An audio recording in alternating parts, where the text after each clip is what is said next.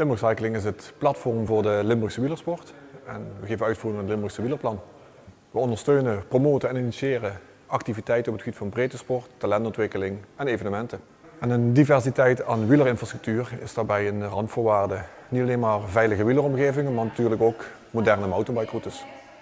En op het gebied van moderne mountainbikeroutes is Mountainbikeontwikkeling Zuid-Limburg natuurlijk de ideale samenwerkingspartner. Mountainbikeontwikkeling Zuid-Limburg houdt zich bezig met het beheer en onderhoud van de bestaande 20 mountainbikeroutes in Zuid-Limburg. We ontwikkelen daarnaast nieuwe paden binnen de bestaande 20 routes om zodoende aanbod te kunnen bieden aan mountainbikers op elk niveau.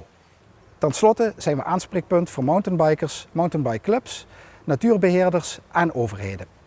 De kracht van Limburg Cycling is dat het een aanspreekpunt is voor alle wielergerelateerde activiteiten in Limburg.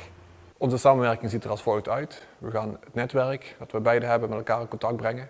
We gaan elkaars activiteiten promoten. En uiteraard gaan we Limburg als mountainbike regio branden.